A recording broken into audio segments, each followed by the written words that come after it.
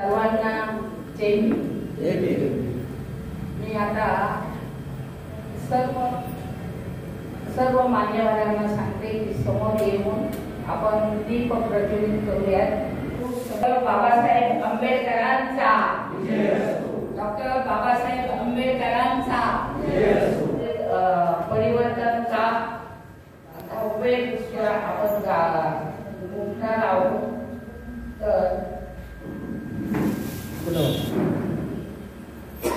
आता आपण अध्यक्षांची निवड करूया। अध्यक्ष हे भीमराव वाघमारे यांना मी अध्यक्षपदी त्यांनी पुढे यावं आणि आपले आसन ग्रहण करावे। आता जी अध्यक्षपदाची निवड केलेली आहे त्याला मी संघातर्फे अनुमोदन देते। मान्यवरांचे सत्कार करूया। अध्यक्ष हे वक्त्यांना म्हणजे अक्षय गायकवाडांचा सत्कार करत आहेत, त्यांच्यासाठी जोरदार टाळ्या होत्या।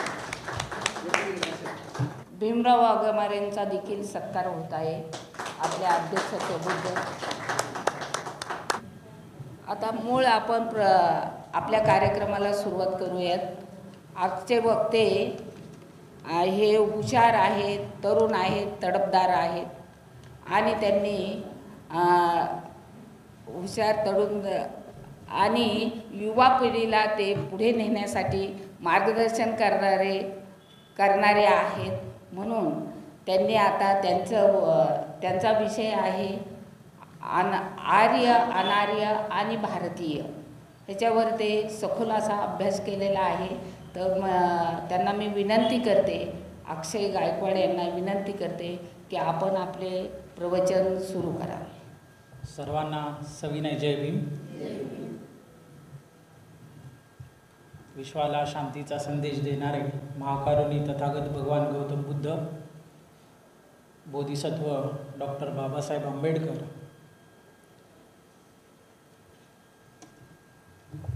स्वराज्य निर्माते छत्रपती शिवाजी महाराज, राजर्षी शाहू महाराज, महात्मा ज्योतिबा फुले, तसेच विश्वाच्या कल्याणासाठी अखंड कार्यरत असणाऱ्या सर्व महात्म्यांना वंदन करतो।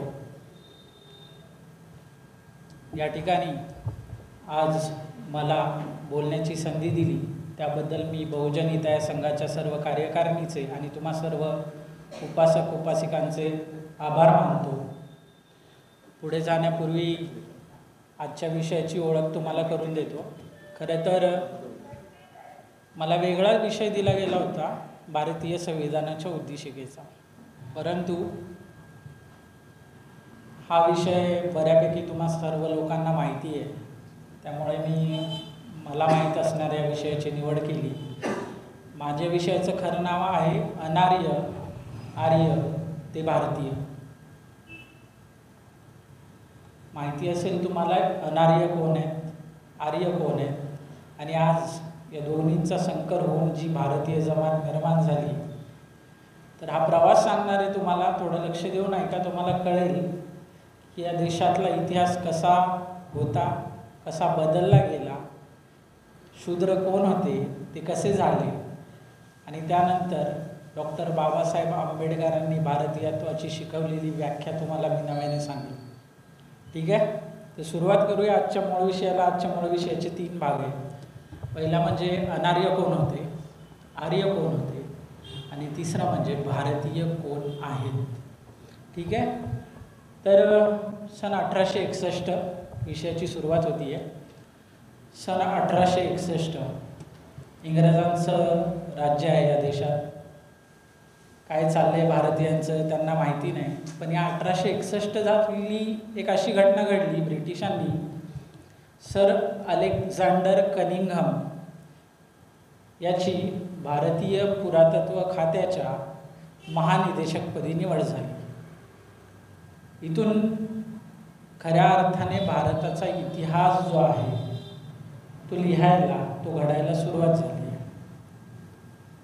याआधी इतिहास होता भारताचा, पण तो सर्वसामान्यपर्यंत पोचायला सुरुवात झाली ती 1861 सालापासून। अलेक्झांडर कनिंघमच्या या निवडीनंतर त्या ठिकाणी लॉर्ड कॅनिंग याने त्यांची नियुक्ती केलेली होती. यानंतर पहिल्यांदा 1904 साली विन्सेंट स्मिथ याने भारताचा प्राचीन इतिहास नावाचं पुस्तक प्रकाशित केलं. 1904 साली भारताचा प्राचीन इतिहास नावाचं. त्यानंतर 1904 सालची ही गोष्ट. ठीक आहे. त्यानंतर आपण पुढे येऊयात थोडं, की काहीच घडलं नव्हतं. या 2 घटना घडल्या आणि 1920 साल खऱ्या अर्थाने सुरुवात होती बाबासाहेब आंबेडकरांच्या सामाजिक जीवनाची. ठीक आहे. या घटनेनंतर भारताच्या इतिहासात 2 मोठ्या घटना घडल्या, 1921 आणि 1922. या देशाच्या इतिहासात मोठी उलथापालथ होणार होती. 1921 साली शोध लागला हडप्पा संस्कृतीचा. डॉक्टर यांनी उत्खनन केलं पाकिस्तानामध्ये. आणि 1922 साली शोध लागला मोहनजोदाडोचा. तो राखालदास बॅनर्जी यांच्या नेतृत्वात उत्खनन झालं त्या ठिकाणी. बरं, ठीक आहे. या 2 घटना महत्त्वाच्या ज्या घडल्या, तिथून पुढे या देशाच्या इतिहासाची जी पुनर्मांडणी आपल्या लोकांना अपेक्षित होती, इथल्या बहुजन, ती खऱ्या अर्थाने समोर यायला सुरुवात झालेली आहे. या मोहनजोदडोचा उल्लेख नंतर सिंधू संस्कृती असा अभ्यासात सगळ्यांनी अभ्यासलं असेल, पण त्याचा आजच्या मांडणीचा आधार त्याला तुम्ही दिला होता का माहिती नाही. तर प्रथमच या सिंधू संस्कृतीचा शोध लागला आणि ही सिंधू संस्कृती किती जुनी आहे हे अभ्यासण्याची गरज संशोधकांना निर्माण झाली. तर V.F. लिवी नावाच्या एका शास्त्रज्ञाने C14 नावाची एक संशोधन पद्धती तयार केली, म्हणजे कार्बन 14. लक्षात घ्या, वस्तू जेवढी जुनी असते तिच्यातलं कार्बन 40 सहित तेवढ्या कमी प्रमाणात असतं. म्हणजे एखादा माणूस जर आज गाडला कुठेतरी, तर तुम्ही 1000 वर्षांनी त्याचा शोध घेतला तर तुम्हाला जर त्याची कालगणना करायची असेल की हा माणूस किती वर्षापूर्वी मेला, तर त्याच्या शरीरातलं, त्याच्या जे सांगाडा असेल त्याच्यातलं C14 मोजलं जातं, म्हणजे कार्बन 14 हा घटक मोजला जातो. आणि त्याच्यावरून कळतं की हा माणूस या वर्षी एवढ्या वर्षापूर्वी मरण पावला. अशी ही पद्धती त्यांनी शोधून काढली. आणि या पद्धतीत मग आता तुम्हाला सांगतो, इसवी सन आणि इसवी सन पूर्व हे कसं मोजतात. तुम्हाला संख्या रेषा माहिती आहे, 0 असतो. शून्याच्या उजवीकडे सगळ्या धन आकडी संख्या असतात, 1 2 3 4 5. आणि या शून्याच्या डावीकडे -1 -2 -3 -4. तर हा 0 जो आहे, या 0वर जन्म झाला आहे ख्रिस्ताचा. त्यामुळं त्याच्या पुढची कालगणना ही इसवी सन आणि त्याच्या आधीची कालगणना ही इसवी सन पूर्व अशी केली जाते. तर ठीक आहे, पुढे जाऊया. या कालगणनेनुसार जर तुम्हाला इसवी सन पूर्व 2250 ते इसवी सन पूर्व 1750, म्हणजे जवळजवळ ही 500 वर्ष होत आहेत. हा नवीन कालावधी शोधला गेला सिंधू संस्कृतीचा. तर या सिंधू संस्कृती म्हणजे तुम्हाला एक आयडिया असेल की सिंधू नदीच्या खोऱ्यात म्हणून ती सिंधू संस्कृती. ठीक आहे. तर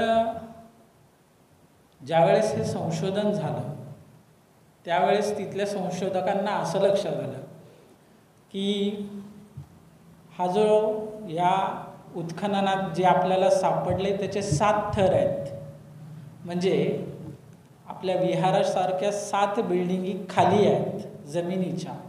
म्हणजे एकंदरीत या सिंधू संस्कृतीतल्या हडप्पा मोहनजोदडो या शहरांची जी निर्मिती झाली ती 7 वेळा झाली आणि ती 7 वेळा नष्ट झाली.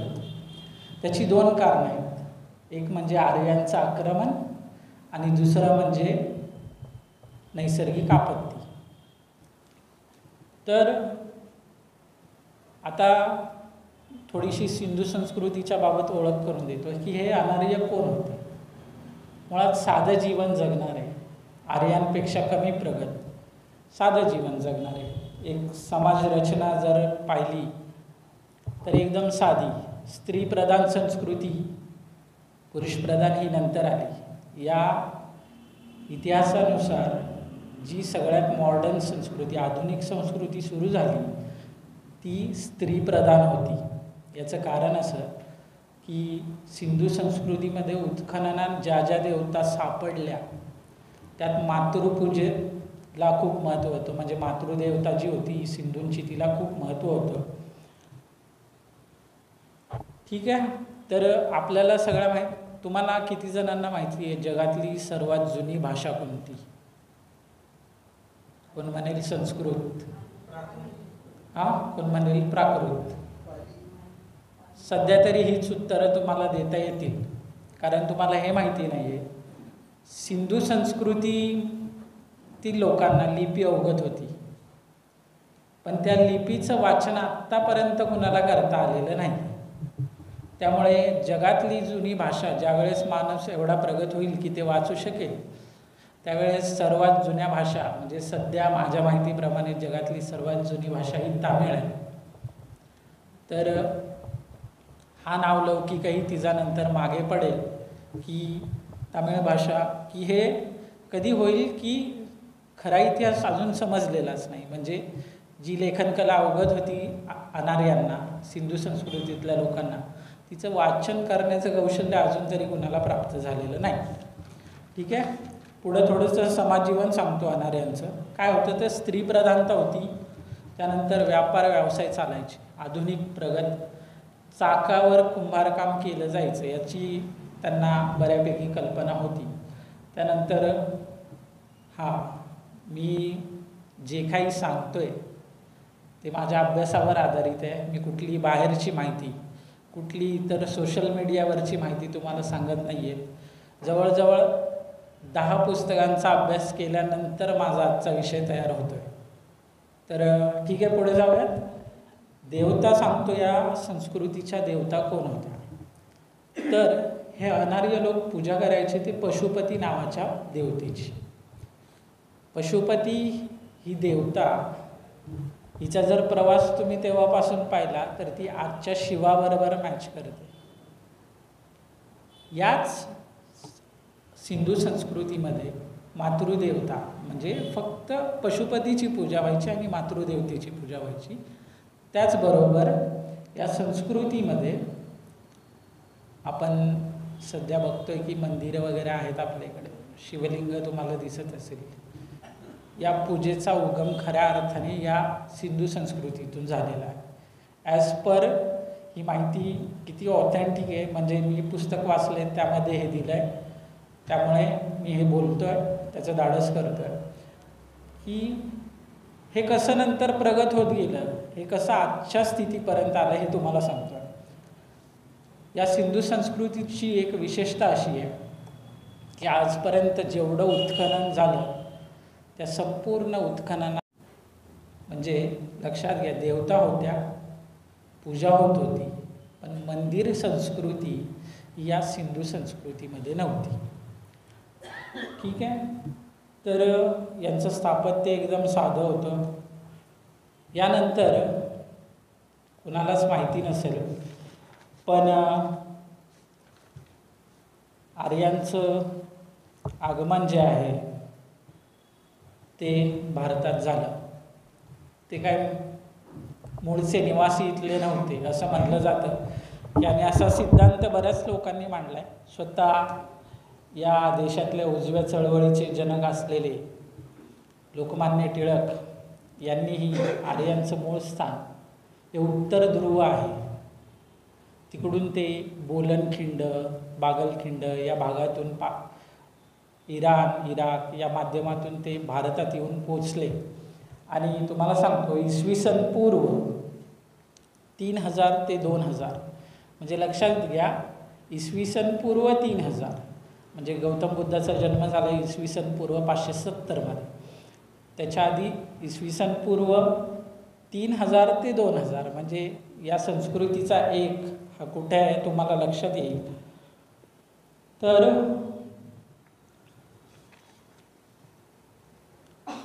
अनार्यांचं आगमन झालं आहे आणि याच काळात ऋग्वेदाची रचना सुरू झाली.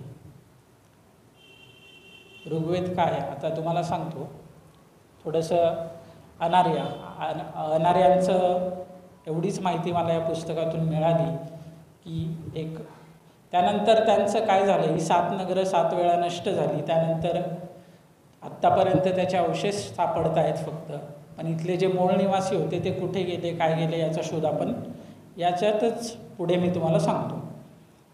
तर आर्यांचं आगमन झालं, ऋग्वेदाची रचना सुरू झाली. या ऋग्वेदाचा मूळ संकलन करता तुम्हाला कोण माहिती का? मुळात वेद हे लिहिले गेले नाही, तर ते संकलित केले गेलेले आहेत. संकलित म्हणजे काय? 4 वेद आहेत, ऋग्वेद, सामवेद, अथर्ववेद आणि यजुर्वेद, असे हे 4 वेद आहेत. ऋग्वेद, यजुर्वेद, सामवेद, अथर्ववेद. ऋग्वेद म्हणजे आता तुम्हाला लक्षात येईल की वर्णव्यवस्थेचा खरा उगम होतो कसा. ऋग्वेदामध्ये खऱ्या अर्थाने आर्यांनी एका उंच भिंतीतल्या नगरातल्या लोकांचा पराभव केल्याचं वर्णन आहे. अशी सेम उंच भिंत ही सिंधू संस्कृतीतल्या अनार्यांच्या नगरांना होती. म्हणजे हा पुरावा आहे की अनार्य आर्य हा संघर्ष चालू झाला इथून. ऋग्वेदाची रचना ज्या काळी चालू झाली त्या ठिकाणाहून. तर या ऋग्वेदाच्या निर्मितीच्या समयी आर्य जे होते हे आत्ताचा पंजाब जो पाकिस्तानामध्ये गेलेला आहे ना, आत्ता आपल्याकडे जो पंजाबचा भाग आहे त्या भागाचे रहिवासी होते. ठीक आहे, कारण सिंधू संस्कृतीच्या प्रदेशात आक्रमण केलं होतं आणि हा जो प्रदेश आहे तो सिंधू संस्कृतीच्या क्षेत्रात येतो, म्हणजे खोऱ्यामधला. तर या आर्यांनी त्यांच्या मान्यता, प्रथा, परंपरा सोबत घेऊन आले आणि त्यांनी ऋग्वेदाच्या माध्यमातून इथे रुजवल्या. तर या अशा 4 वेदांचा एक संकलन करताय, त्याचं नाव आहे महर्षी कृष्ण द्वैपायन व्यास. तुमच्या लोकांना किती जणांना माहिती आहे महाभारत कोणी लिहिलं? हो, तोच हा व्यास, महर्षी कृष्ण द्वैपायन व्यास यांनी संकलन केलेलं हे 4 वेद. याचे 4 वेदांमध्ये ऋग्वेद हा मूळ वेद आहे. मूळ वेद म्हणजे की ज्याच्यावर आर्यांची सत्ता इथे गाजवली गेली. या ऋग्वेदात अनेक मंडलं आहेत. या ऋग्वेदात 7वं मंडल आहे. तुम्ही गायत्री मंत्र ऐकता, हा गायत्री मंत्र या 7व्या मंडलात आहे आणि जो सूर्य नावाच्या देवतेला अर्पण केला गेला. पण तुम्हाला सांगतो याचं संकलन होत असताना याच्यात वर्णव्यवस्थेचा कुठेच उल्लेख नव्हता. ऋग्वेदामध्ये ज्यावेळेस 10वं मंडल समाविष्ट केलं गेलं हे नंतर घडलेली घटना आहे. मूळ ऋग्वेदात वर्णव्यवस्था ही अस्तित्वात नाही. हे नंतर बदल घडवण्यात आले. प्रत्येक माणसाचा स्वार्थ असतो, तो त्याच्या हितसंबंधांसाठी अशा काही गोष्टी करतो आणि आपला उदो न केलेलं कोणाला चालणार आहे. पण हा एक वेगळा विषय झाला. तर मूळ अनार्यांची अवस्था ही शूद्रांकडे कशी झाली आता ते तुम्हाला सांगतो. या आर्यांच्या एक टोळ्या नव्हत्या बरं का, अशा खूप साऱ्या टोळ्या होत्या या आर्यांच्या की ज्या उत्तरेकडून दक्षिणेकडे आल्या, म्हणजे उत्तर ध्रुवाकडून म्हणा किंवा त्यांचं स्थान जे होते तिथून भारताकडे आल्या आणि भारतात त्यांचं इथल्या मूळ निवासींशी युद्ध झालं. तर याच ऋग्वेदात मनु नावाची व्यक्ती आहे. ही मनु नावाची व्यक्ती या आर्यांचा पहिला राजा आहे. आता तुम्हाला उलगडा होईल की मनु कोण? तर ज्याच्या नावाने मनुस्मृती की त्याची स्मृती म्हणजे त्यांनी निर्माण केलेले कायदे नियम वगैरे हा या आर्यांचा पहिला राजा म्हणून होता. त्यांनी आणि त्याचप्रमाणे तुम्हाला सांगतो हा संघर्ष जेव्हा चालू झाला, या संघर्षामध्ये शिम, किकाट, अज, शिग्रू, यक्षू या नावाच्या अनार्य जमाती होत्या. बरं, या अनार्य जमाती म्हणजे हा फक्त बुद्धिभेदाचा हे आहे. या ज्या जमातींची मी नावं घेतली, शिम, किकाट, अज, शिग्रू, यक्षू, या अनार्य जमाती आर्यांपेक्षा जास्त पुढारलेल्या सुसंस्कृत होत्या. आणि या आर्य अनार्य या संस्कृतीतूनच यांचा संगम होऊन आजची भारतीय संस्कृती तयार झालेली आहे. तर ठीक आहे, या ऋग्वेदामध्ये एक फार मोठ्या युद्धाचाही उल्लेख असतो. त्या युद्धाचं नाव आहे दशराजन संघ युद्ध. आर्यांचे 2 पुरोहित होते, एक वसिष्ठ आणि एक विश्वामित्र. आणि हे दोन पुरोहित त्या काळच्या बलशाली आर्य भरत जमातीचे पुरोहित होते. या पुरोहितांमध्ये काही काळाने वैर्य निर्माण झालं आणि विश्वामित्र या पुरोहिताने भरत जमाती विरुद्ध संघर्ष पुकारला. तर या भरतांचा राजा असलेल्या सुदास या राजाने या विश्वामित्राने उभारलेल्या 10 राजांच्या जनसंघाचा पराभव केला आणि भारतातली सर्वात मोठी आर्य जमात म्हणून लौकिक मिळवला. आज आपल्या देशाचं नाव भारत आहे. त्याचा एक संदर्भ या भरत जमातीच्या विक्रमामुळेही सापडतो. त्याचप्रमाणे भगवान वृषभदेव, तुम्हाला माहिती नसेल, जैन धर्माचा पहिला तीर्थंकर भगवान वृषभदेव, याच्या मोठ्या मुलाचं नाव भरत हे होतं. आणि त्याच्या नावावरून हा दुसरा संदर्भ आहे की आजच्या आपल्या देशाचं नाव भारत हे झालेलं आहे. यानंतर भरत राजा सुदास हा विजयी झाल्यानंतर, म्हणजे या दशराजन संघयत जो होता त्यामध्ये अनार्य जमातींचाही समावेश होता. खऱ्या अर्थाने इथून सुरुवात होते की जे या युद्धात पराभूत झालेले अनार्य आहेत ते गुलाम बनवले गेले. ऋग्वेदात त्यांचा उल्लेख दस्यू अथवा दास असा केलेला आहे. सुरुवात झाली आहे इथून. आता एक संदर्भ देतो पुढचा आणि मग पुढे जाऊयात. शूद्र कोण होते या पुस्तकाचं वाचन केलं असेल तर एक हा असा संदर्भ आहे की सूर्यवंशी आर्यांचा इतर आर्यांशी झालेला संघर्ष आणि त्यातून ज्यांचा पराभव झाला ते अनार्य झाले, म्हणजे जे दास झाले त्यांना शूद्र बनवलं गेलं. असाच आर्यांचा इथून आर्य म्हणजे दक्षिण भारत, म्हणजे तुम्ही जर पाहिलं सातपुडेच्या वरची जो आपला देश आहे त्याला आर्यावर्त असं म्हटलं जायचं. याचं कारण असं होतं, जेवढ्या आर्य टोळ्या आल्या त्यांनी इथल्या अनार्यांचा पराभव केला इतर आर्यांच्या मदतीने आणि आपलं साम्राज्य या ठिकाणी निर्माण केलं. महाभारतातली जी पात्र आहेत, की जी पुरुष पात्र आहेत, त्यातल्या त्यात द्रौपदी हिच्या तोंडी आर्य अर्जुन, आर्य भीम, आर्य हे जे तिचे 5 पती होते पांचालीचे, त्यांच्या नावापुढे आर्य लावलं जायचं. आर्य असं संबोधन व्हायचं. म्हणजे हे मिथ आहे की नाही हा वादविवादाचा विषय असू शकतो, पण इतिहासामध्ये या गोष्टी आल्या. त्या संदर्भात मला वाचायला मिळाल्या की इतिहास कसा बदलला गेला. या अनार्य आणि आर्यांची समाज पद्धती थोडी वेगळी होती. म्हणजे सुरुवातीला तर पुरुषप्रधान असलेली ही मंडळी की त्यांनी इथला सामाजिक जीवनाचा चेहरामोहरा बदलून टाकला आणि पुरुषप्रधान संस्कृतीचा ती आपल्या इकडे केली. यानंतर यांची एक मुळात कुठल्याही देवतेचा विकास आर्यांच्या संस्कृतीत झालेला नव्हता. अनार्यांकडे मूळ देवता होत्या, ते त्यांची पूजा करत होते, पशुपती आणि मातृदेवतेची. परंतु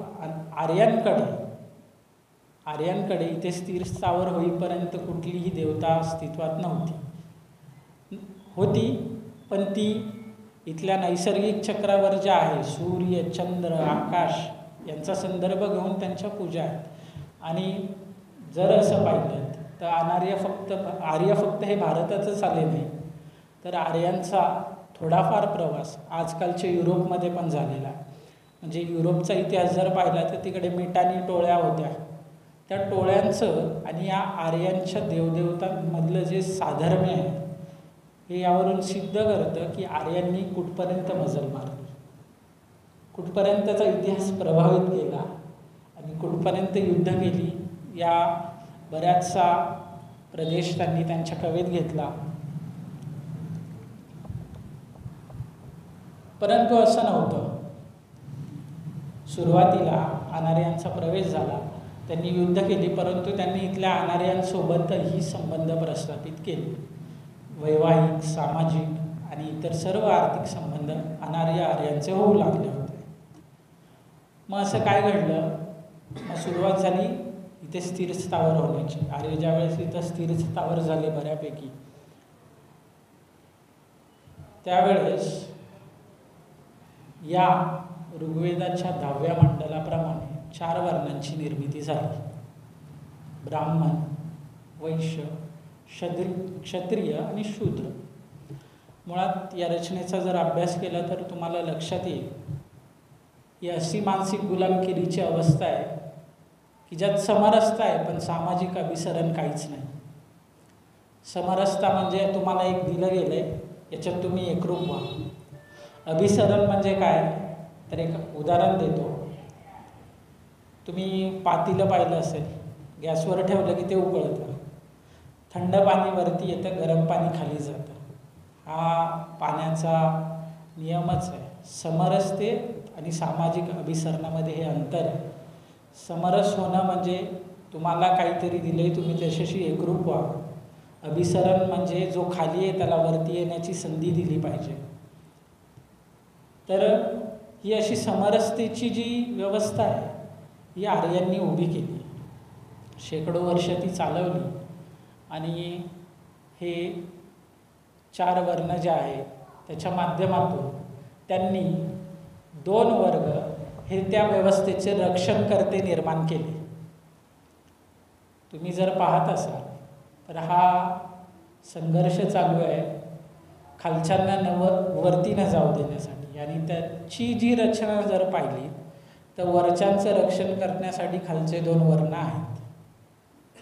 त्यामुळे तो संदर्भ आजही जसाच्या तसा लागू पडतो की खालचे वर येऊ शकत नाही, वरचे खाली जाऊ शकत नाही. मुळात आर्यांच्या पूर्व वैदिक म्हणजे या वेदांची सुरुवात होण्याआधी बऱ्यापैकी समानतेचं वातावरण होतं एक अभ्यासाप्रमाणे. परंतु ज्यावेळेस वेदांची निर्मिती झाली उत्तर वैदिक काळात हे सगळं चालू झालं. या प्रथा परंपरा पडत गेल्या आणि अनार्यांनी त्यांच्या बुद्धिचातुर्याने बऱ्याच अशा गोष्टी निर्माण केल्या की त्याला काही मुळात हे षड्यंत्र म्हणता येणार नाही, कारण इतकं काल ओघात काय घडत गेलं की तुम्हाला सांगतो, शुंग कण्व वंशानंतर जवळजवळ भारताचा 350 वर्षाचा इतिहासच कुणाला माहिती नाही.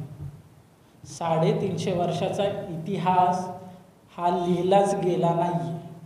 या 350 वर्षाच्या इतिहासात काय घडलं असेल? मुळात 350 वर्ष झाली त्यावेळेस नुकताच गौतम बुद्धांचा हे होऊन गेला होता जन्म. बुद्ध संपूर्ण भारतात पसरला होता. तर यानंतर जे आक्रमक आले मुळात ते इथलेच होते म्हणा असं सांगता येणार नाही. इथल्याच लोकांनी षड्यंत्र करून तो वैदिक धर्म पुन्हा प्रस्थापित केला. याचं कारणही आहे, एक खोलात गेलं की लक्षात येईल की काही गोष्टी चुकल्या होत्या. म्हणजे त्याचा उहापोह झाला तर गौतम बुद्धांनी त्याचा उत्तराधिकारी निवडला नाही. ही सर्वात मोठी चूक तर म्हणता येत नाही, पण तशी ती गरजही वाटली नसेल, की कारण ज्ञान हे प्रत्येकाचं असतं. तर याच अनार्यांनी पुढे या देशाची व्यवस्था निर्माण केली. अनार्य आर्यांनी मिळून या देशाची. परंतु आर्यांचा जो आहे तो नेहमी डॉमिनंट राहिलेले आहेत आर्य या ठिकाणी. यानंतर या देशात बऱ्याच गोष्टी घडत गेल्या. आर्यांनी या ऋग्वेद कालानंतर खऱ्या अर्थाने सुरू झाला तो ब्राह्मण काळ. आणि ब्राह्मण काळात जी विषमता वाढत गेली ती आत्तापर्यंत कायम आहे. तुम्ही पाहत असाल. अनार्यांनी केलेली अजून एक गोष्ट म्हणजे इथल्या राजन्य जो वर्ग आहे इथला त्याच्यावर आपलं कायम नियंत्रण ठेवलं. राजन्य म्हणजे जे मोठमोठे राजे आहेत त्यांच्यावर नियंत्रण ठेवण्यात यशस्वी झालेला वर्ग या ठिकाणी होता. पण मुळात झालं काय, आता आपण प्रवास करतोय भारतीयत्व कसं, म्हणजे गौतम बुद्धाच्या मार्गाकडून भारतीयत्वावर आता कसं येत आहे. इसवी सन पूर्व 570 गौतम बुद्धाचा जन्म झाला आणि पहिलं काम गौतम बुद्धाने केलं की वेद नाकारण्याचं. म्हणजे वेद हे वाळवंटाप्रमाणे असं मानण्याचं पहिलं धाडस केलं ते गौतम बुद्धाने. मुळात मी आत्ता तुम्हाला जे 4 वेद सांगितले, ज्या माझ्या एक अंदाजाप्रमाणे गौतम बुद्धाने ज्या वेळेस वेद नाकारले त्यावेळेस वेद केवळ 3च होते.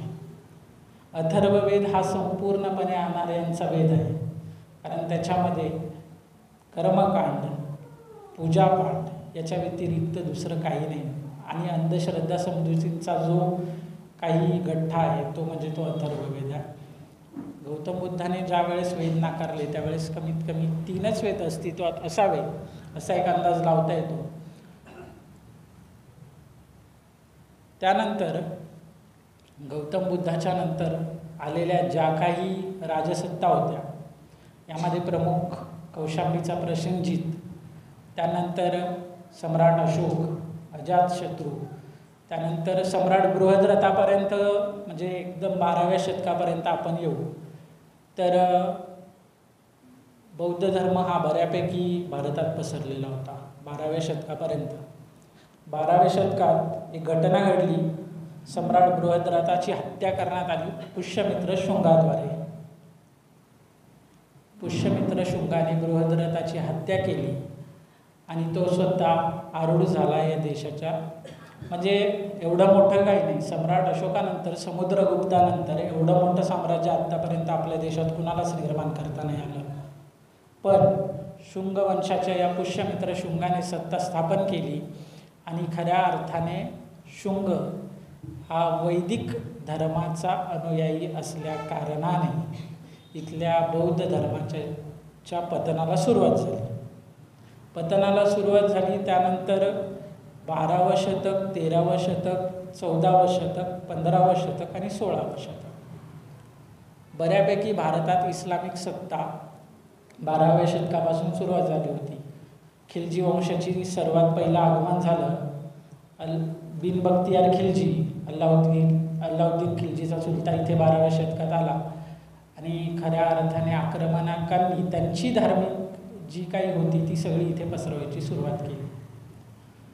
तर या 12व्या शतकात ते 16व्या शतकापर्यंत म्हणजे छत्रपती शिवाजी महाराजांच्या 1630 या जन्म वर्षापर्यंत भारतात बऱ्यापैकी वैदिक धर्माने आपली पकड जमावली होती.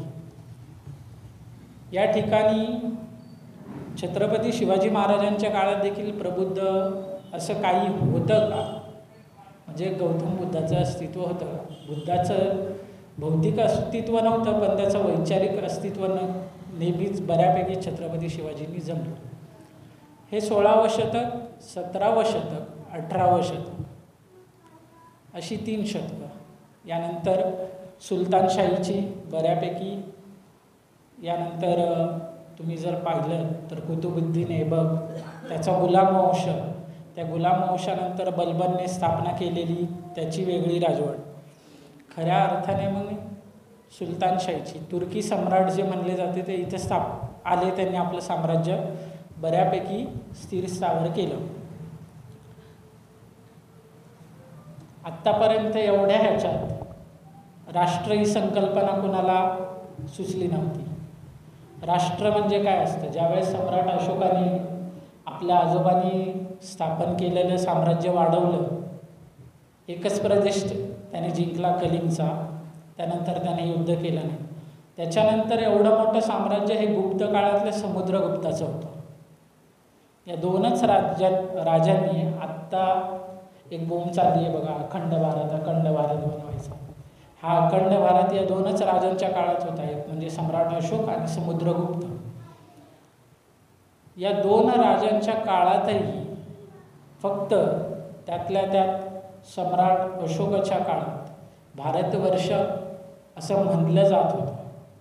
समुद्रगुप्ताच्या काळात हा संदर्भ मला तरी आढळून आलेला नाही. या दोन राजानंतर आपण गेलो सुलतानशाहीच्या काळात, की ज्यावेळेस हे सगळे कुतुबुद्दीन ऐबक, इब्राहिम लोधी वगैरे या सगळ्यांनी या ठिकाणी राज्य केलं. आणि यानंतर पुढे आता 1857 येऊयात. 1857 पारतंत्र्यात गेलाय देश आणि संपूर्ण देशात इंग्रजांचा एक हाती अंमल स्थापन झाला. 1857चा उठाव झाला मंगल पांडेच्या बलिदानाने. या 1857च्या उठावानंतर 1858ला ब्रिटनच्या राणीचा एक जाहीरनामा प्रसिद्ध झाला आणि त्या जाहीरनाम्यात ब्रिटनच्या राणीचं भारताची साम्राज्ञी म्हणून वर्णन केलं गेलं. आणि खऱ्या अर्थाने सुरुवात झाली, भारतीय आहात तुम्ही, एवढे भाषा प्रदेश असून तुम्ही भारतीय आहात, एकत्र येण्याला सुरुवात झाली. 1857चा उठाव, 1858ची घोषणा आणि खऱ्या अर्थाने ब्रिटनची राणी ही भारताची साम्राज्ञी बनली. त्यानंतर हा काळ जो होता स्वातंत्र्य चळवळीतच चाललेला होता. 1857पासून छोटे मोठे उठाव वगैरे चालूच होते.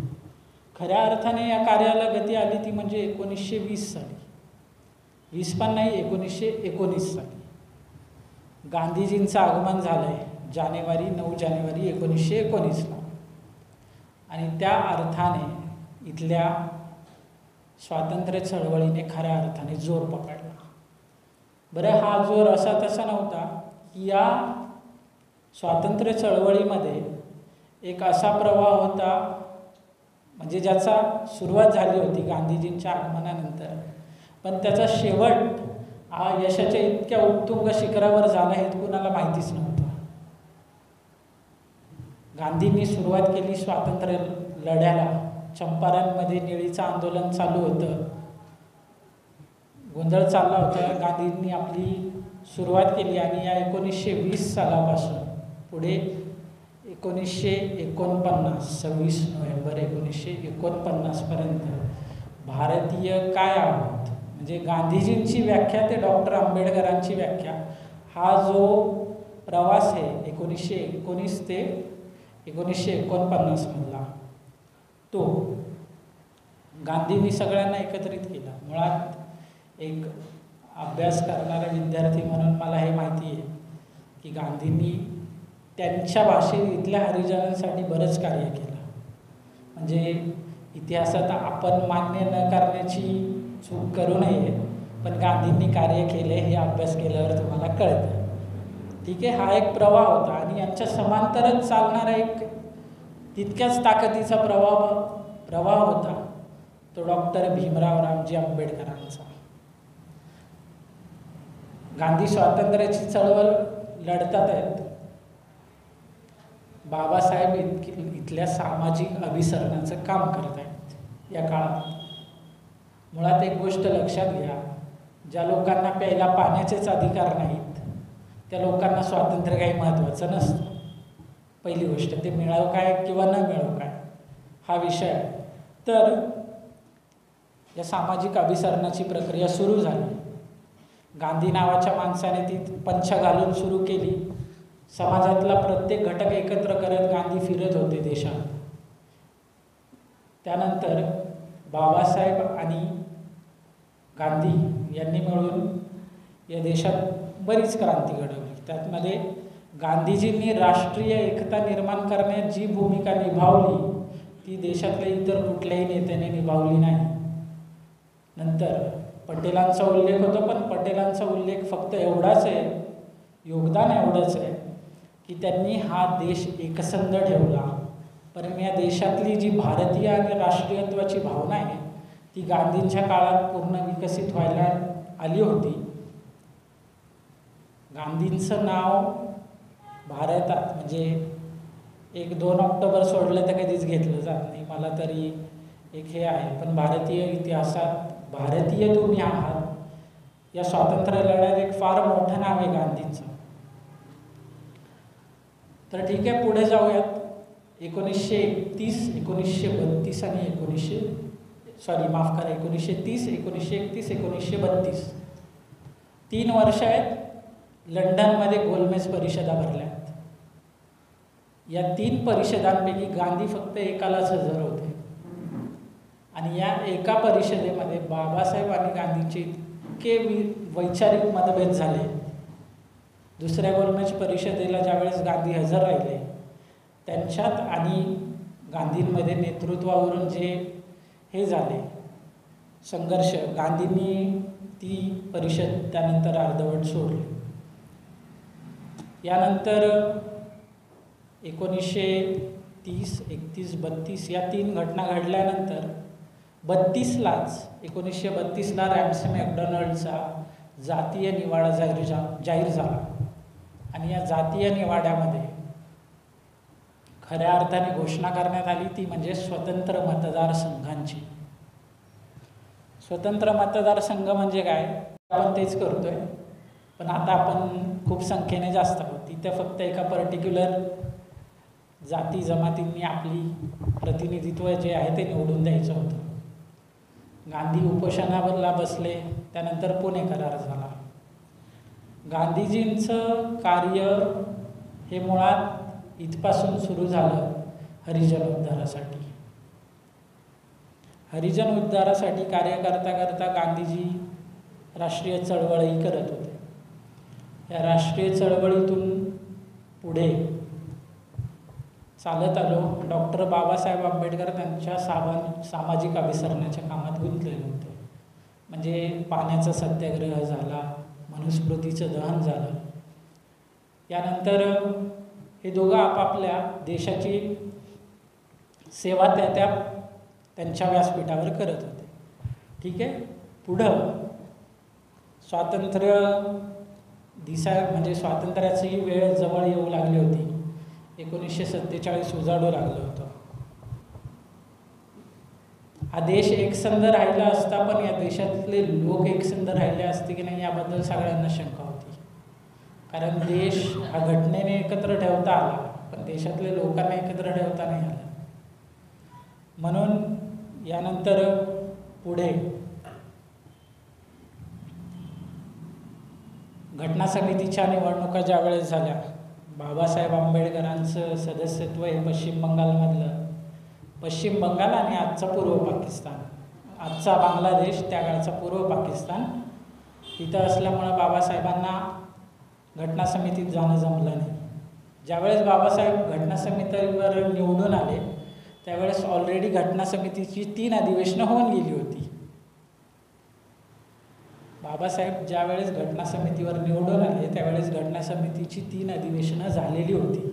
बॅरिस्टर जयकरांच्या जागी मुंबईतून ज्यावेळेस बाबासाहेब निवडून आले त्यावेळेस. आता झालंय काय, बाबासाहेब आंबेडकरांचा घटना समितीत प्रवेश झाला आहे आणि बाबासाहेब त्यांचं ज्ञान सर्वांना देत आहेत. फार बोलणार नाही कारण हा खूप मोठा विषय आहे. बाबासाहेबांचं घटना समितीतलं शेवटचं भाषण आहे.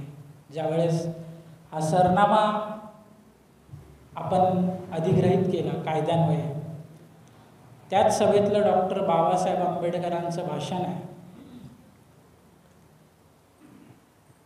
मी प्रथमतः भारतीय आणि मी अंतिमतः भारतीय.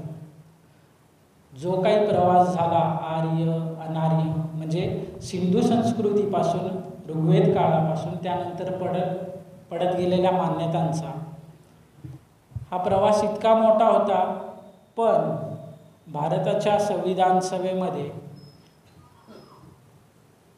या सगळ्या लोकांनी एकत्र काम केलं असं की जी घटना तयार केली ती भारतीयांसाठी. म्हणून या सरनाम्याचे पहिले शब्द आहेत, आम्ही भारताचे लोक. खूप उहापोह झाला की कुणाला काय कसं द्यायचं, काय करायचं, काय. कोणी म्हणलं ईश्वर साक्ष करा, कोणी म्हणलं काय करा, कोणी म्हणलं काय करा. पण शेवटी डॉक्टर आंबेडकरांनी इथल्या लोकांनी चालवलेलं, लोकांचं, मुळात ही बाबासाहेबांची नाही तर त्याच्या आधीची व्याख्या, लोकांसाठी लोकांचं चालवलेलं राज्य म्हणजे लोकशाही राज्य. तर बाबासाहेबांची भारतीयत्वाची व्याख्या आता काय आहे ती पुढे सांगतो. हे संविधान लिहिलं याची जाणीव असणं, या संविधानात जर काही हस्तक्षेप असेल, तुमच्या अधिकारावर काही आक्रमणं झाली तर डॉक्टर आंबेडकरांनी तुम्हाला तशी सोयही करून दिली. डॉक्टर आंबेडकरांनी तुम्हाला सांगितलं की भारतीय संविधानाच्या कलम 32 अनुसार तुम्ही सर्वोच्च न्यायालयात भारताच्या तुमच्या अधिकाराच्या हननासाठी जर काही तुमच्या अधिकारांविरोधात कृती झाल्या असतील तर तुम्ही सर्वोच्च न्यायालयाकडे भारताच्या संविधानाच्या कलम 32 अनुसार आणि भारतीय संविधानाच्या कलम 226 अनुसार राज्याच्या उच्च न्यायालयाकडे दाद मागू शकता. बरं, हे माहिती होतं. मग विस्तृत केलं बाबासाहेबांनी. घटना समितीत बाबासाहेबांनी या सर्व इतिहासाचा उहापोह करून इथली सामाजिक, आर्थिक आणि राजकीय परिस्थिती ठरवून तुम्हाला सर्वांना आम्हाला अधिकार दिले. ते अधिकार असे दिलेत की इथल्या इतर कुठल्या व्यक्तीवर अन्याय होत नाही, त्यांच्या अधिकारांचं उल्लंघन होत नाही. फक्त आजच्या परिस्थितीत झालं आहे काय की त्याची माहिती अर्धवट आहे. एकतर तुम्हाला सांगतो, कुठलीही कट्टरता एकतर अज्ञानातून येते, एकतर अर्धवट ज्ञानातून येते. त्यामुळं मगासपासून मी तुम्हाला सांगितलं, अनार्य आर्य ते भारतीय हा प्रवास कसा झाला आहे.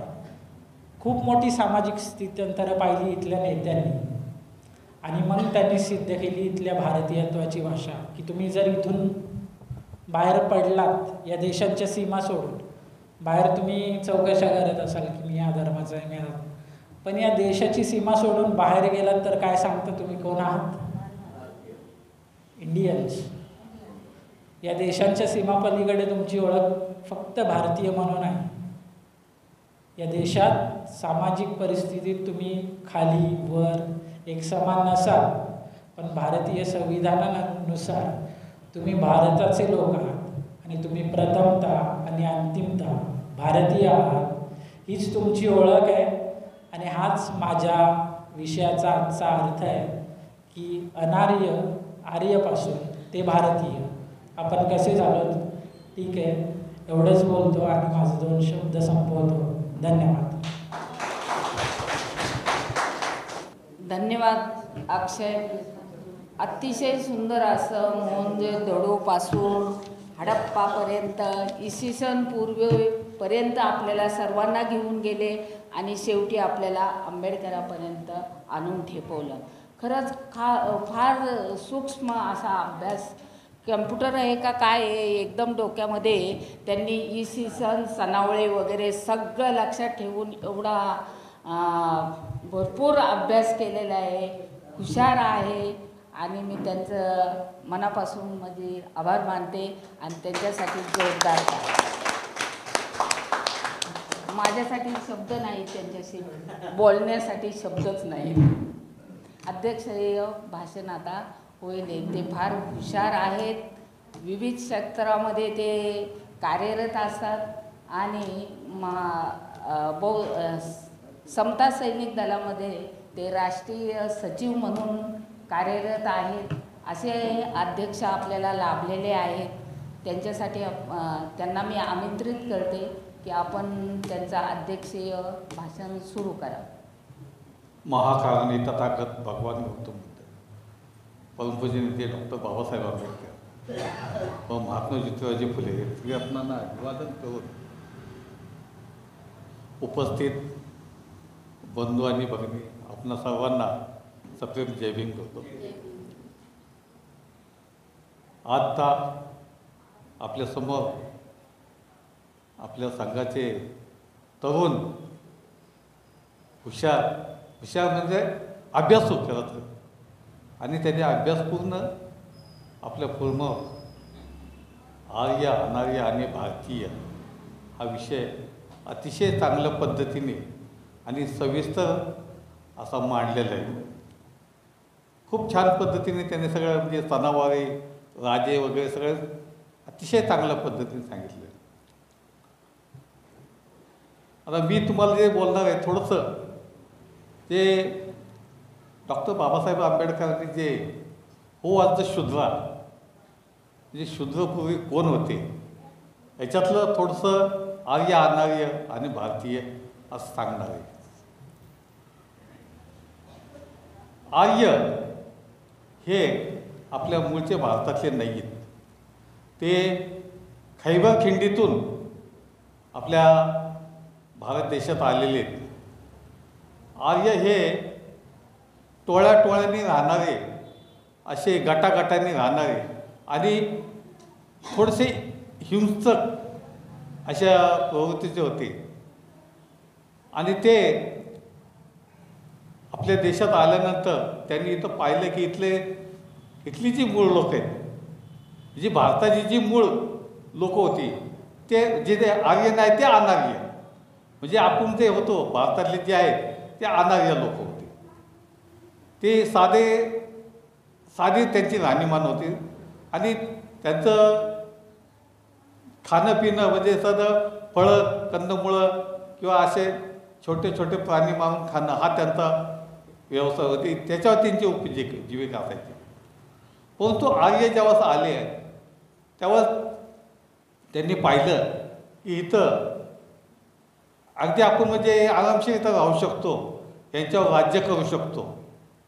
आणि त्यांनी आपल्या जे इथले मूळचे लोक होते आदिवासी त्यांना हाकलून लावण्याचा प्रयत्न केला.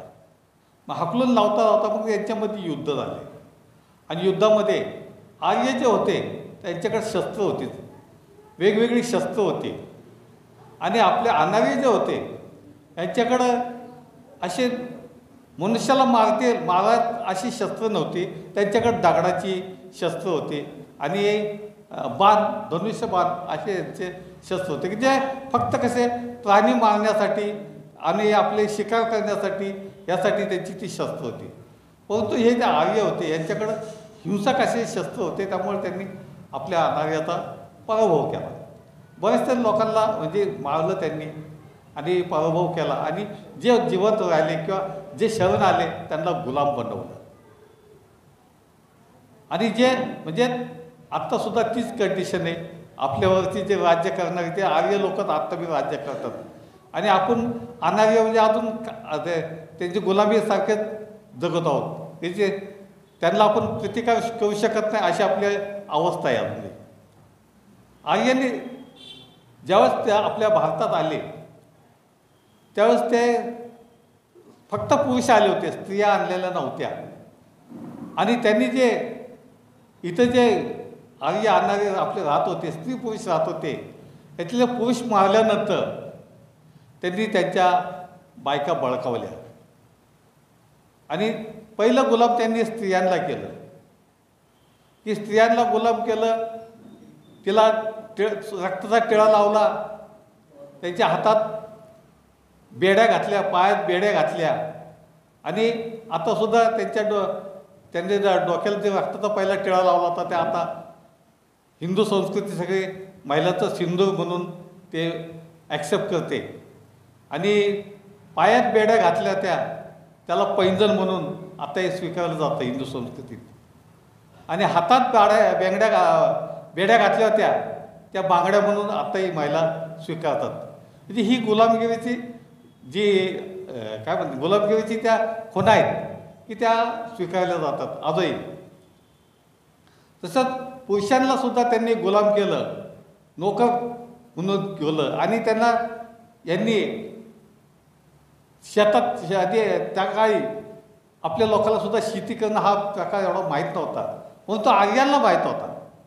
आणि आर्यांनी आपल्या लोकांना तिथे शेती करायला लावली, गुलाम बनवलं, गुलामाला शेती करायला लावली. आणि शेतीतनं उत्पन्न पिकवलं आणि ते स्वतः खायला लागले. आणि आपल्यालाही नंतर ते थोडंसं नॉलेज आलं. हे असे आर्य आणि अनार्य मी थोडक्यात ते तुम्हाला याच्याबद्दल सांगितली माहिती आहे.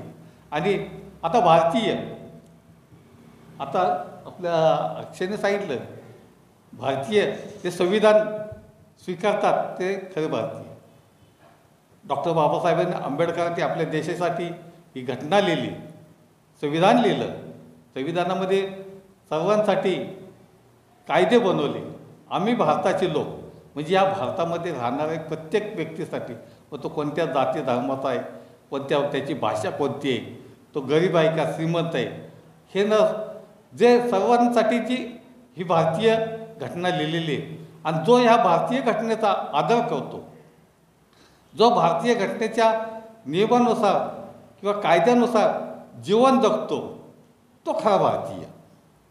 या भारत देशासाठी जे प्राणपणाने लढतात, देशाचं रक्षण करतात, ते खरे भारतीय.